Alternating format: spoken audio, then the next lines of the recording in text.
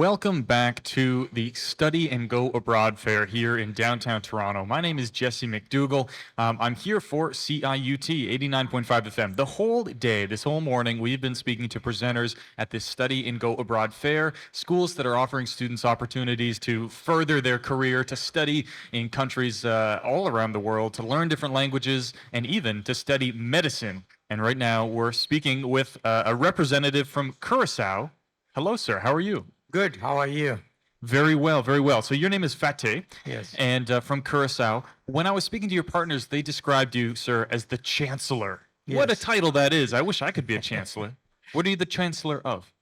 Avalon University School of Medicine. There you go. And in layman's term, I own the university. Oh, I So, see. so it's a privilege to have you, have you here. So Yeah, so I appreciate. thank you. Thank you for having me. Well, we appreciate you coming and joining us on air. We're also here with Eugene and Henry, volunteers at CIUT. How are you guys? Hi, everyone. I just came from a line of interviews and I can't wait for more. Yeah, I'm enjoying myself too. I love learning about the world and all the places. We also just had Andrew pop in, another volunteer. How are we doing, Andrew?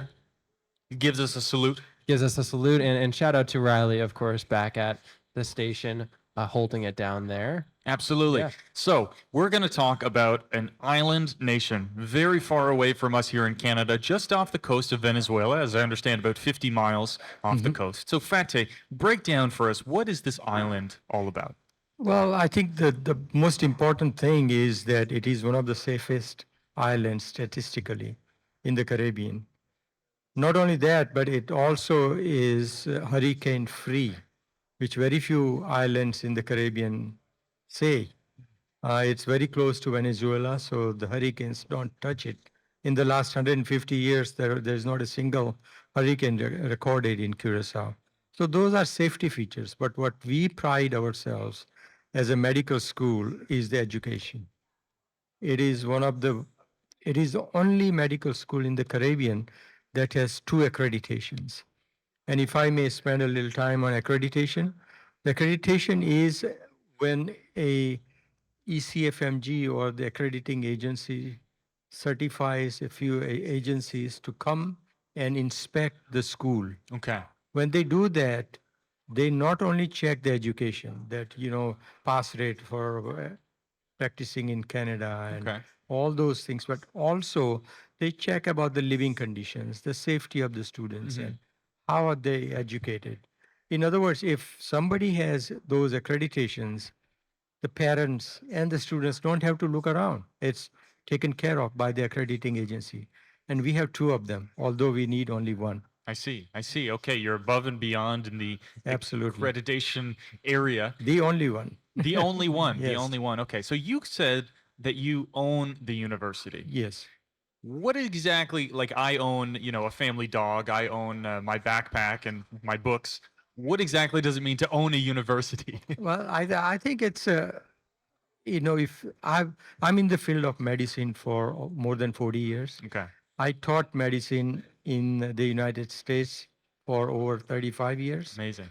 And when I retired, I thought of starting a sort of a model of education business and started the medical school.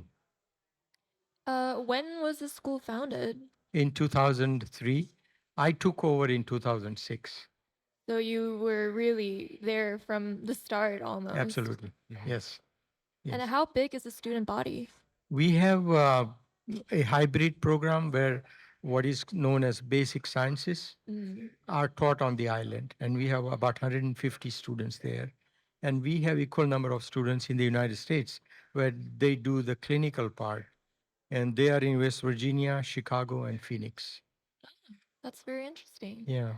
How long is the program usually? It's, if you do the entire BSMD program, you do Bachelor of Sciences after high school for 2 years and the medical school for 4 more years.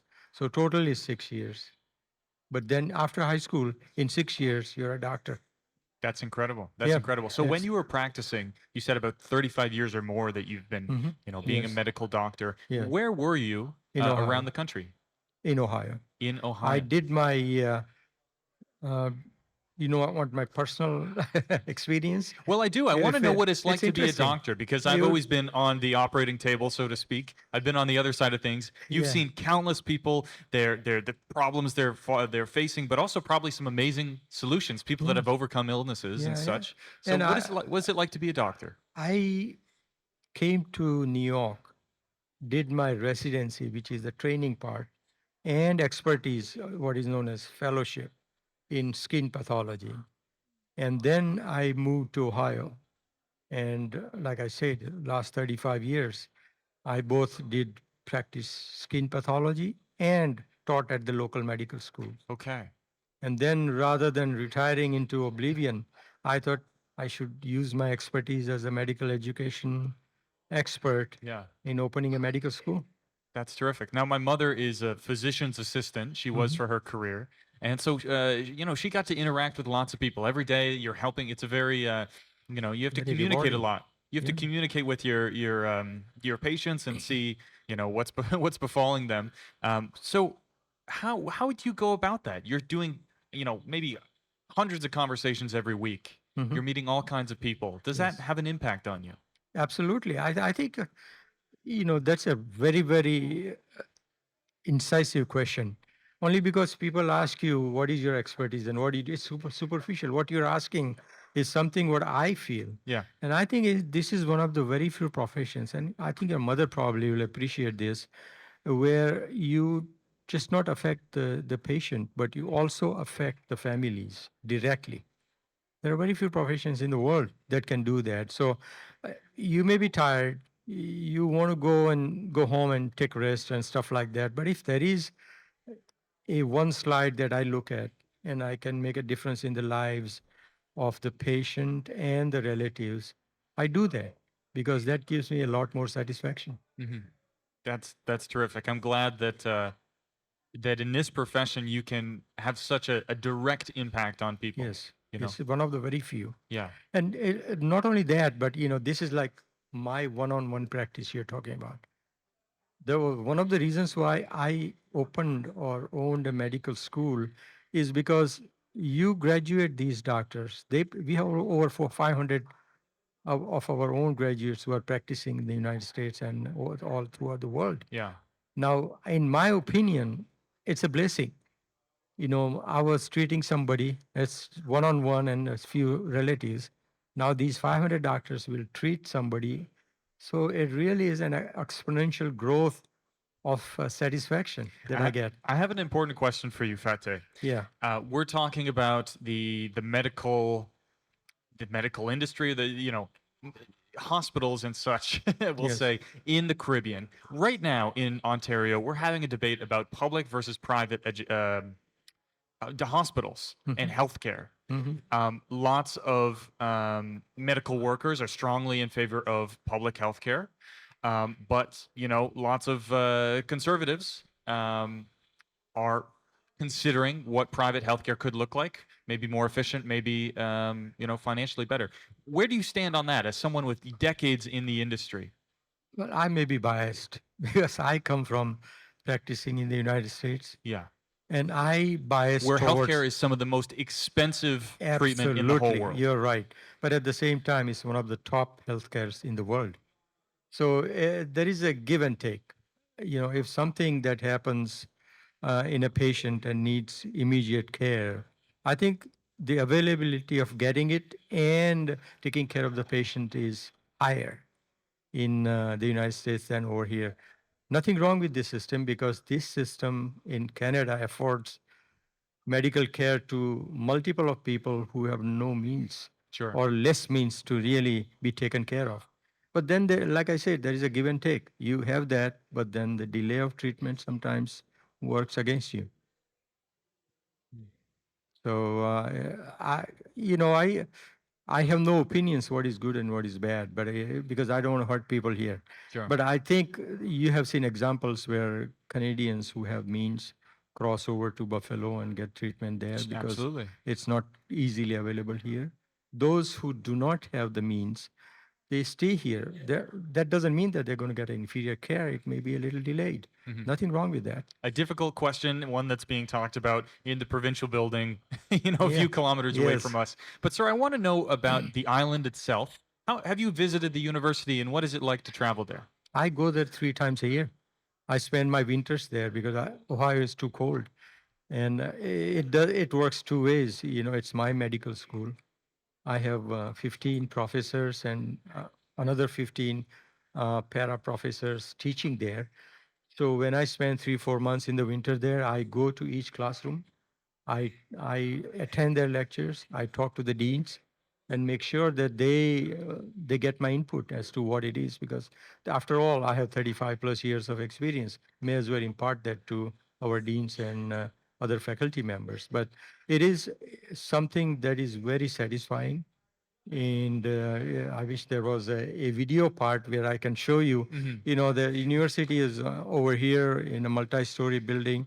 The dorms are right across it. The walking distance is 1 minute, Okay.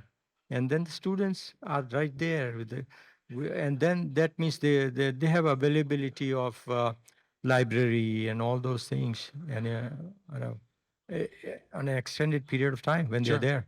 Now, this island is right off of the country of Venezuela. Can you talk about the mixture between Latin and Caribbean influences? So close to South America, and yet you've had ethnic mixing of all kinds in the past 4, 5, 600 years. What is it like to walk down the street and to smell the different street foods and such? It's unbelievable. I think you should go there. I think so too. I'll tell you, and that is what many people don't realize, that our students from Canada, when they go there, many of them have not even gone out of Toronto. Forget about out of Canada. When they go there, believe me, in the 2 to 3 years they are there, they come out with a different personality altogether. They are more tolerant. They see the world in a different way, and then they adopt to that, and then they come to America, and they try to apply whatever they have learned, not just medical knowledge, but the social part of it. They try to apply to the patients. There is more empathy to these students who have gone through these experiences. That's terrific. Well, thank you very much for explaining You're your welcome. university. We were talking about Curacao, the University of Avalon, correct? Medical University. Avalon, yes, Avalon University School of Medicine. There you go. Avalon University School of Medicine. Here we are talking with Fateh, the chancellor, the owner of this university. We appreciate your time today, sir, and we're going to throw it to a music break right Okay. here on Thank you for having me. CIUT.